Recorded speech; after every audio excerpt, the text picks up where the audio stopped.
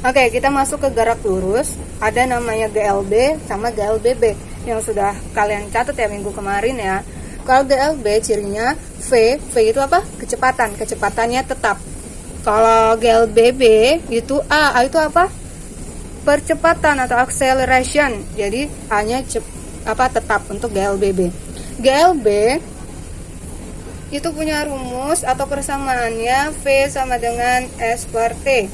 V itu apa nak? V adalah kecepatan, nanti satuannya meter per sekon. Kemudian S adalah apa? Jarak, yang satuannya meter.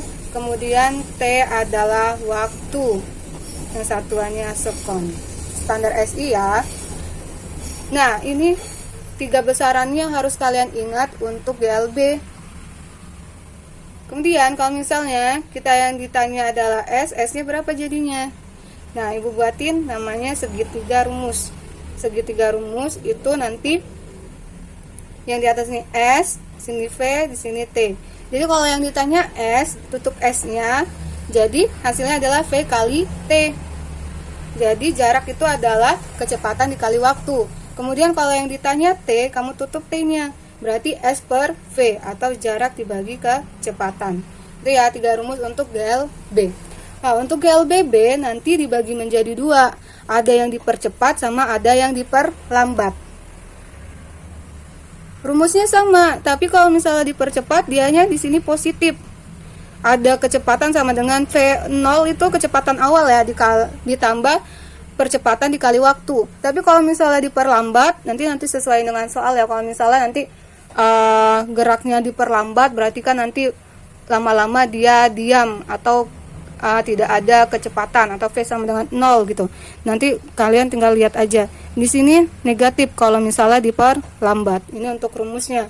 Ada S sama dengan V0 dikali T dikurang setengah AT kuadrat. Kalau ini diperlambat, atau nanti ada V kuadrat sama dengan V0 kuadrat ditambah 2AS. Nah, kalau yang dipercepat nanti ada nama lagi, gerak apa? Gerak jatuh bebas. Ada lagi nanti gerak vertikal ke bawah.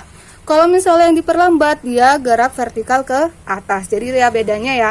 Nanti kita bahas dulu hari ini tentang GLB dan GLBB. Gimana sih contoh soalnya gitu. Nah, GLB atau gerak lurus beraturan adalah suatu gerak benda yang memiliki lintasan lurus ya. Namanya juga gerak lurus, jadi lintasannya lurus. Kecepatannya selalu tetap. Jadi ingat tadi udah ya, kecepatannya selalu tetap. Kemudian percepatannya adalah 0, A sama dengan 0. Oke, kita lihat contoh soal. Misalnya Herman berlari dengan kecepatan 2 meter per sekon. Jarak yang ditempuh Herman selama 3,5 menit adalah, jadi kita tulis dulu diketahui. Apa yang diketahui dari soal adalah kecepatan. Kecepatan itu lambangnya apa? V. Kecepatan sama dengan 2 meter per sekon. Kemudian apa lagi yang diketahui? Waktu 3,5 menit. T sama dengan 3,5 menit. Oke, karena ini menit, itu harus kita jadiin ke sekon dulu atau detik. 1 menit berapa detik? 60, berarti nanti 3,5 dikali 60 sekon sama dengan berapa? 3,5 dikali 60 berapa? 210 sekon. Ya, 210 sekon. Nah, kita tulis ditanya. Yang ditanya apa sih, Nak? Yang ditanya adalah jarak yang ditempuh. Berarti S-nya berapa? Jawab.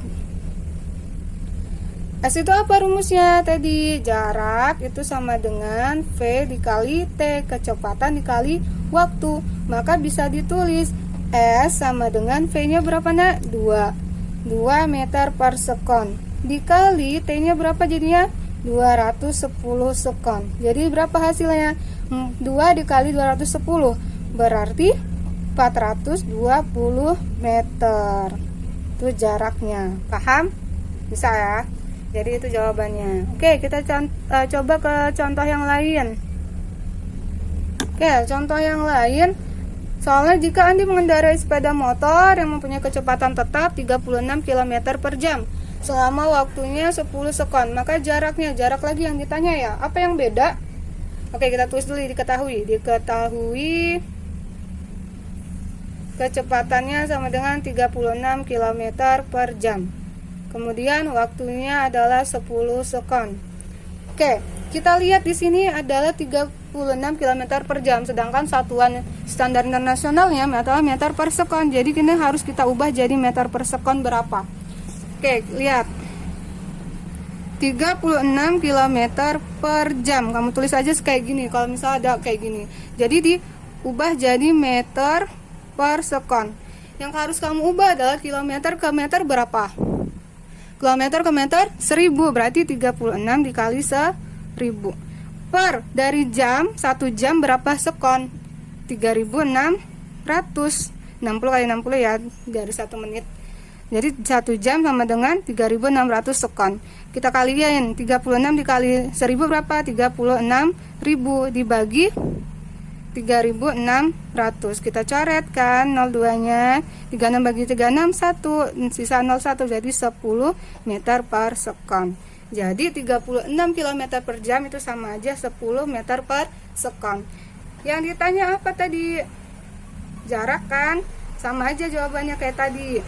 Jawab, S sama dengan V dikali T. V-nya berapa? Kita pakai yang 10 karena satuannya sudah kita ubah. T-nya berapa? 10 sekon. Jadi jaraknya berapa nak? 10 kali 10 100 meter. Ini jaraknya. Oke, paham? Nah, ini contoh soal untuk GLB. Oke, masuk ke GLBB. GLBB, gerak lurus berubah beraturan, gerak suatu benda pada lintasan lurus yang mempunyai percepatannya tetap. Ingat, percepatan tetap.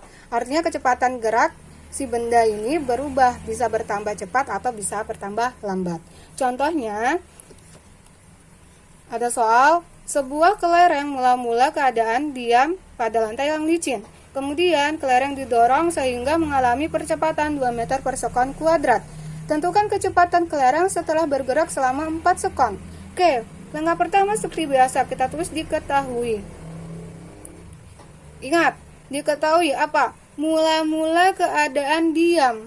Jadi dia nggak ada percepatan kan? Jadi nanti mula-mula V0-nya itu sama dengan 0 meter per sekon. Tidak ada percepatan karena keadaan diam. Kemudian kelereng didorong mengalami percepatan A. Percepatan ya. A. Percepatan itu sama berapa percepatannya? 2 meter per sekon kuadrat.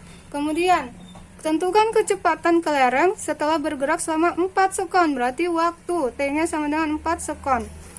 Yang ditanya apa? Yang ditanya adalah tentukan kecepatan setelah bergerak. Berarti nanti yang ditanya adalah V akhirnya berapa, karena setelah bergerak. VT itu V akhir ya, V0 itu V awal atau kecepatan awal. Jadi ini kecepatan akhirnya nanti. Oke, jawab. Kita pakai rumus yang mana nak? Kan ada 3 ya rumusnya ya. Kalian harus lihat dari ketiga rumus itu ada apa aja sih gitu kan di soal. Kalau yang di sini kan soalnya ada V, ada A sama T kan. Yang ditanya VT, berarti nanti kamu pakai rumus yang pertama. Misalnya VT sama dengan V0 ditambah A kali T. Ya kan? Kalau pakai rumus yang kedua misalnya ada S sama dengan V0T ditambah setengah AT kuadrat. Sedangkan di sini tidak ada S, makanya kita nggak pakai rumus yang ini. Kalau pakai rumus yang ketiga misalnya V kuadrat sama dengan V0 kuadrat ditambah 2AS. Nah, S juga kita nggak ada di sini, jadi pakai rumus yang ini, yang nggak ada S-nya tapi ada semuanya. Oke, VT yang kita cari, V akhir yang kita cari. V mula-mula berapa kecepatan mula-mulanya? Di sini berapa? 0. Ditambah A-nya berapa di sini? 2 meter per sekon kuadrat. Dikali sama 4 sekon. Berarti hasilnya berapa nak? 0 ditambah 2 dikali 4 berapa? 8. Hasilnya berapa? 8 meter per sekon untuk kecepatan kelereng setelah bergerak. Paham? Paham ya? Oke, kita lanjut contoh soal yang lain. Oke, kita masuk soal pada suatu perlombaan beca, sebuah beca dikayu dengan kecepatan awal 2 meter per sekon. Kemudian percepatannya 2 meter per sekon kuadrat. Tentukan kecepatan beca setelah menempuh jarak 15 meter. Jadi ini ada beca nih, dia kecepatan awalnya adalah 2 meter per sekon. 2 meter per sekon kecepatan awalnya. Terus dia bergerak nih sejauh 15 meter. 15 meter. Nah, yang ditanya berapa kecepatan beca setelah menempuh 15 meter ini?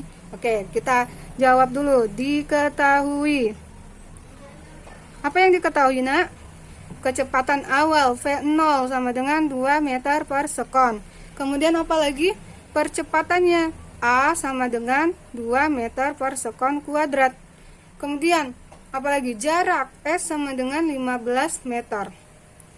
Yang ditanya adalah kecepatan akhir ya setelah jarak 15 meter, VT. Yang ditanya VT. Jawab. Nah, karena di sini ada V, ada A, ada S dan tidak ada T, maka kita menggunakan rumus yang ketiga, V kuadrat, VT kuadrat ya, V akhir kuadrat sama dengan V awal kuadrat ditambah 2A dikali S. Jadi kalian harus menerka-nerka nih kalau mengerjakan soal. Lihat dulu apa yang diketahui, besaran apa yang ada di situ, jadi kita bisa memilih persamaannya gitu kan. Karena kalau GLBB ada 3 persamaan tuh, nanti kita bisa milih persamaan yang mana yang akan kita pakai di soal. Oke, kita masukin angkanya. V0 kuadrat, kecepatan awalnya berapa? 2 kuadrat ditambah 2, percepatannya berapa? 2 dikali 2 dikali lagi jaraknya 15 sama dengan berapa? 2 kuadrat 4 ditambah 2 kali 2 berapa? 4 dikali 15 dikali 4 02 60. 4 ditambah 60 berapa? 64. Bukan ini ya hasilnya karena di sini masih VT kuadrat. Jadi nanti VT-nya atau kecepatan akhir setelah menempuh jarak 15 itu adalah akar dari 64 sama dengan 4 meter per sekon. Jadi nanti kecepatan beca setelah menempuh jarak 15 meter ini adalah hasilnya 4 meter per sekon. Ingat ya. Karena di sini ada kuadrat, berarti kalau hilang kuadratnya dihilangin, berarti ini diakarin. Paham sampai sini? Paham. Oke, selamat mengerjakan soal. Latihan soal yang lainnya ya, nak.